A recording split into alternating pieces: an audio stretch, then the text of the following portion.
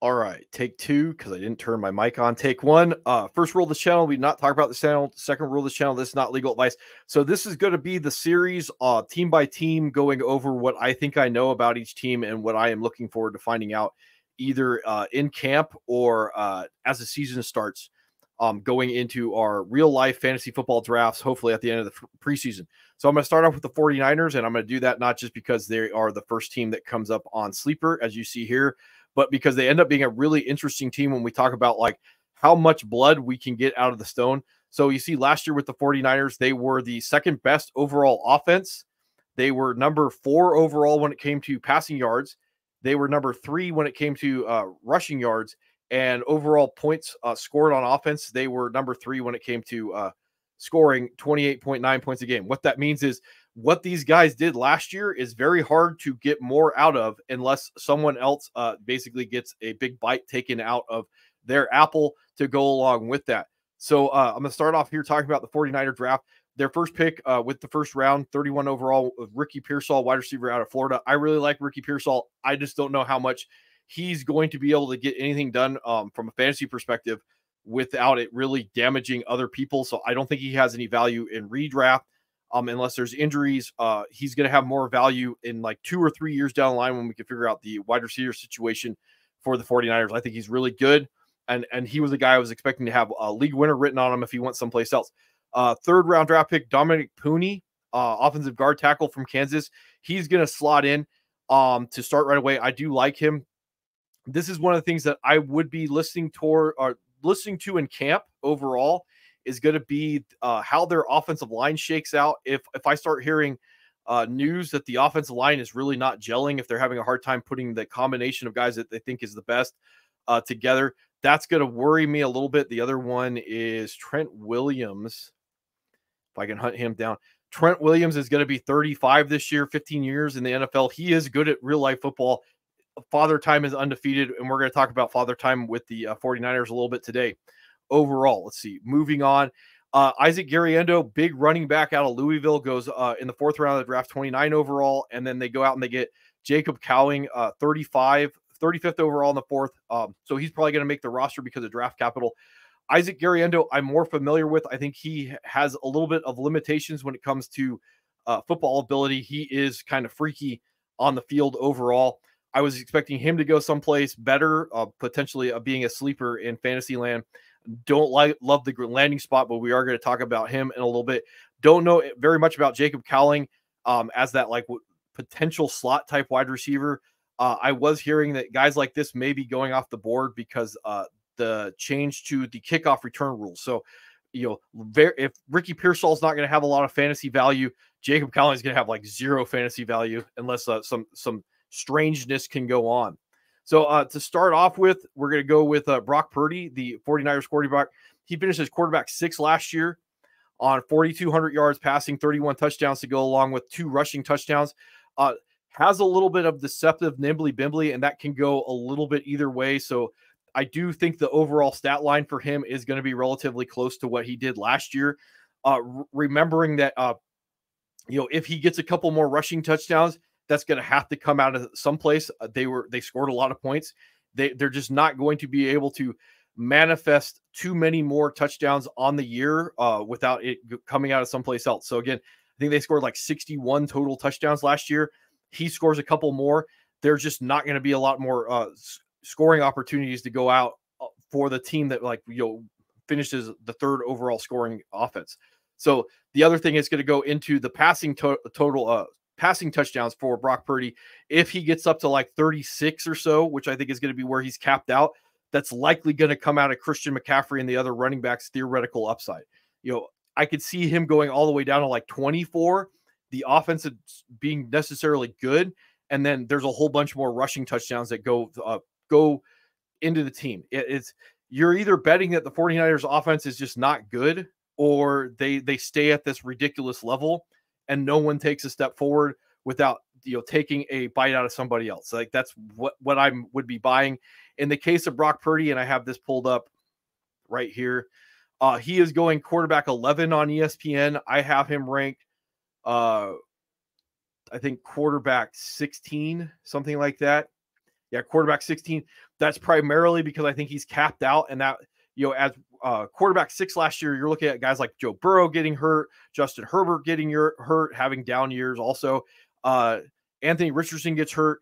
So like this is just tough to have Brock Purdy repeat with his what was it, 20 or 18.5 points a game, I think is what he did last year. I pull up the wrong guy. The 18.5 points that he did last year to finish his quarterback 6, like, yeah, he could finish with 18.5 points again. That probably won't equal quarterback 6. You're going to be finishing with a top 12 quarterback and not like a top 6 quarterback. There are other guys that I would be more interested in. That's why I have him as quarterback 16. I would be drafting Brock Purdy as like my quarterback like 1, with bringing in another guy like a Anthony Richardson, Jaden Daniels, Will Levis, maybe the 2 Vikings quarterbacks, something along those lines. Drake May is another guy I'd be interested in. A guy with a little bit more rushing upside, so I theoretically could have a league winner, because Brock Purdy is not going to be a league winner. He's just going to be able to keep you on track if you miss or you put your capital into someplace else. All right. So moving on to good old unicorn man himself, Christian McCaffrey. He's going to hit 28 next month. I'm expecting a step back statistically, and it's not just age related. Remember, the age apex for running backs is 26. They can still produce at a high level till 28. Some people don't think that it's an actual age related number for the decline. It's the touches. And when we look at Christian McCaffrey, those 2 years that he was in Carolina that he didn't get the touches because he was injured, yeah, maybe there's a little bit more elite years out of Christian McCaffrey, even though he's over the age apex because of the lack of touches. He's had a lot of touches in his career. What I would imagine is going to go on with Christian McCaffrey has less to do with the age and more to do with, if you want Christian McCaffrey to be in tippity top shape when you get to the Super Bowl again, you better not run him into the back of an offensive line 272 times again. That's what my thought process would be. If you want to maximize Christian McCaffrey, is to take away some of these inefficient runs and then increase the amount of receiving work that he gets. So again, that would be what my thought process is going to be going into the offseason, as I pulled this up, with the running backs. Jordan Mason, 3rd-year guy. He's got 2 years left on his deal.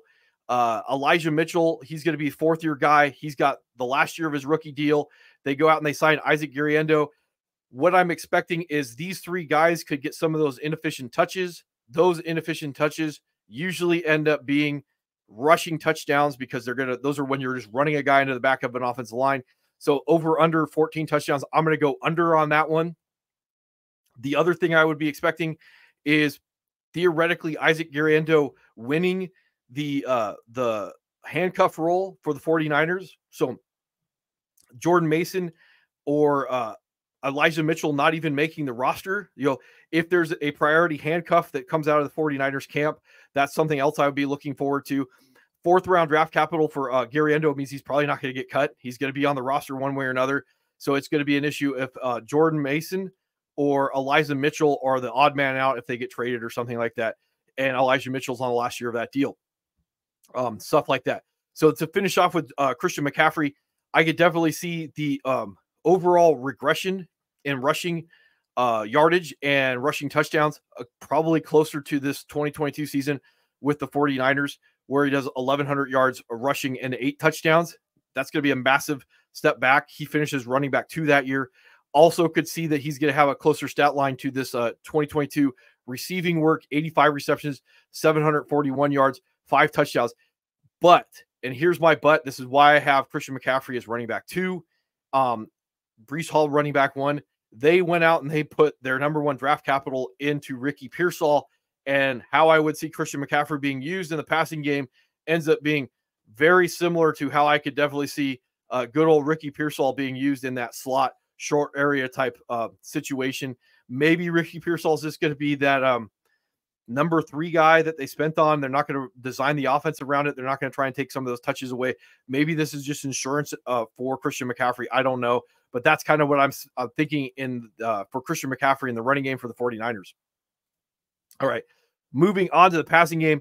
Brandon Ayuk finished last year's running back or wide receiver 14. He had 1,300 yards receiving on a very efficient 75 receptions on only 105 targets. And anybody who's followed the channel know that like that's a big red flag for me. He had 7 receiving touchdowns. When we look at Debo, if I can hunt down Debo right there, he had 892 receiving yards, 7 touchdowns on 60 receptions, 89 on 89 targets. He had another like 225 yards rushing to go along with 5 rushing touchdowns. You're buying those rushing touchdowns.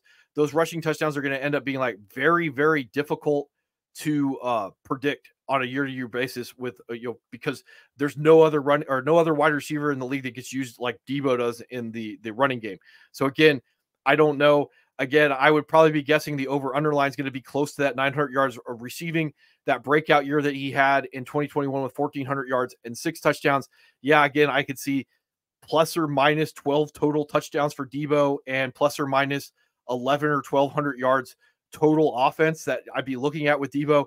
And again, for him to take that step forward, it's either going to take a chunk out of Ayuk's, if I can find Ayuk again, Ayuk's receiving yards, that 1,300, or even theoretically Christian McCaffrey's receiving yards or Christian McCaffrey's rushing touchdowns. Like for one guy to get more of his, someone else has to lose it. And the guy that's probably the most likely to take some type of regression is going to be George Kittle. He finished last year with 1,000 receiving yards, 65 receptions, 90 targets. Again, all very efficient stuff. Only 6 receiving touchdowns this year. That's down from 11 in 2022. That was a huge spike. He's probably going to be, I'd probably pick the under on the receiving yards.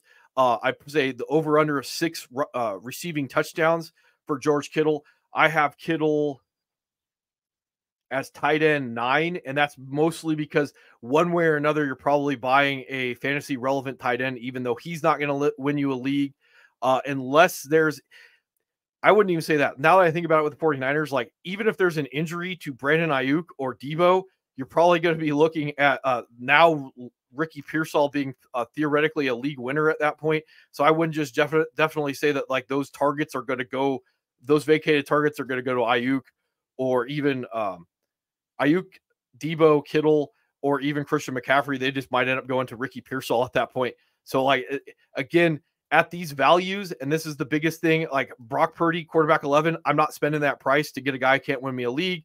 I'm just going to be using him as an insurance policy against like a Caleb Williams or Jaden Daniels, guys that might have more rushing upside and theoretically have the same passing ceiling that Brock Purdy does, because they may not have to worry about CMC in the running game getting 14 touchdowns. Overall, from a running back perspective, I already talked about this. Like I would be more interested in pulling the trigger on Breece at the 101. You're going to be spending somewhere around the 101 to get McCaffrey. I think that he's going to take a significant enough step back that's what I would be expecting. The bigger thing is like the camp hype with Isaac Garriendo, how much we can maybe guess that someone's going to take some of those inefficient touches away. And then from the wide receiver perspective, I think these guys are relatively capped out. Their prices on ESPN are not particularly bad. Debo at 17, Ayuk at 19. I think there's very limited upward mobility when it comes to the prices that you're going to put on these guys. I think I was looking up beforehand on my last tape when I didn't turn my mic on that they were like going somewhere around like the late 4th, early 5th, which I think is okay value. They're guys that I'm going to take off my board. Again, if you've been listening to the channel, like guys that cannibalize each other, I'm not interested in because I don't know how they win me a league. And ESPN, they're hedging their bets that like they're right next to each other. One may go up, one may go down. I don't know how you're going to predict that ahead of time. Kittle, on the other hand, on ESPN,